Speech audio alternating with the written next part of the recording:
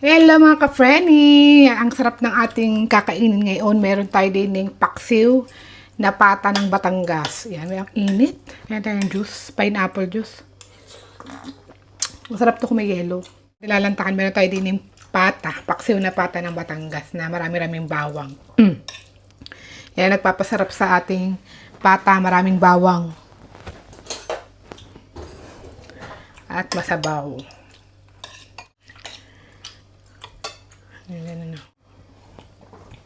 Yeah, kain tayo mga ka-frenny. May masarap na naman for today. Ayan ang ating pata.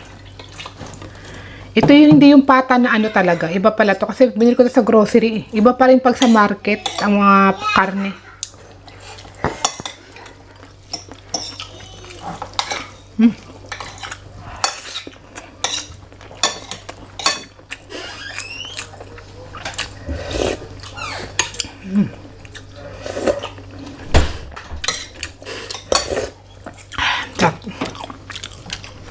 Mas masarap sana may maraming taba. Iba yung karne niya, no?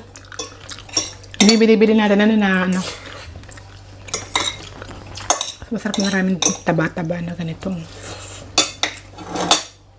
Na ganyan.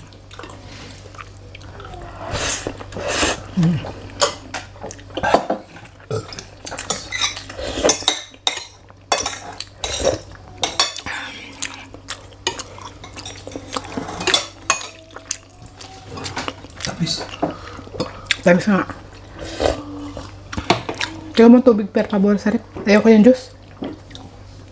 Parang unang inom mo sa juice atak agad ang iyong asukal dyan.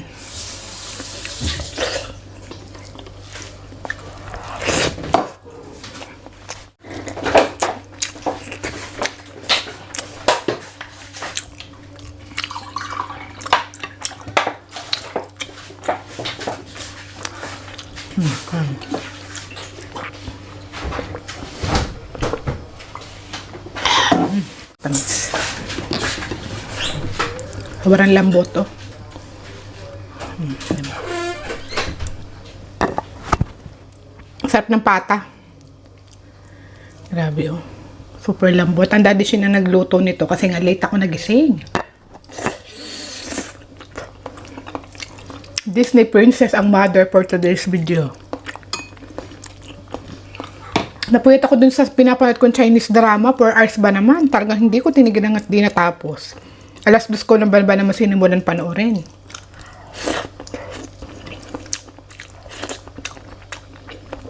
Siyempre hook na hook ka na nun. Wala, puyat talaga. Ang halaga tapos.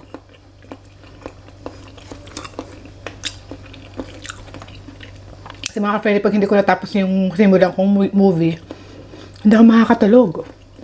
Naisipin ko pa yun hanggang pagtulog ko ano nangyari. Kaya nakatulog ako mga ano na. Mga 6 na. O diba? Ang galing. Malakas ang loob ko ngayon magpuyat kasi nandiyan ang Daddy Shin. Alam ko may mag-aalaga ng bata. Rest day niya kasi ngayon Sabado eh.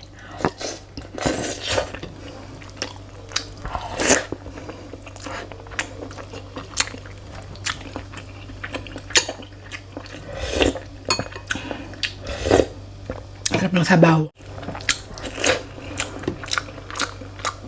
Diba to? Parang may ano.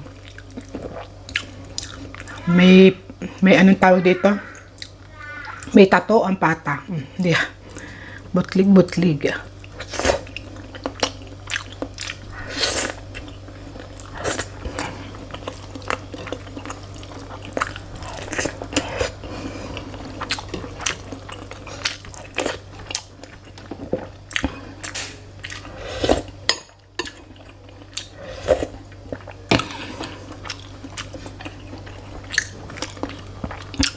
Grabe makatulog. Grabe makatulog ano, alas 2 na madaling araw. Para baga may obligasyon na bantayan ng mundo. Alas 2 ay gising pa, saka pa nagsisimulang manood na kung ano-ano.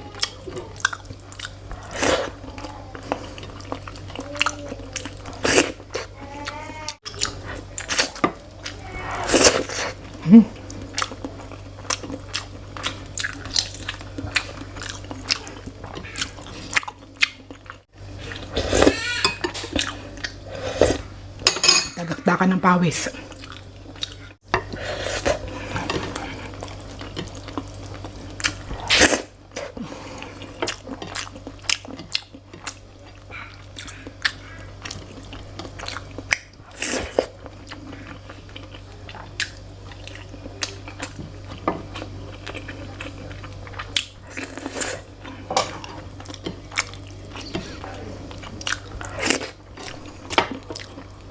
Pero in fairness mga kaprene, sa pagluluto ng paksiw na pata, mas magaling ako magluto kaysa sa Daddy Shin.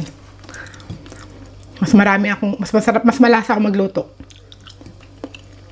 Nalibasa kasi yung aking magulang, nasanay ako sa probinsya sa Batangas. Ito yung lagi nilang niluluto, kadalasan. Paksiw na pata. Ang sarap. Kaya yung nakuha ko yung ano nila,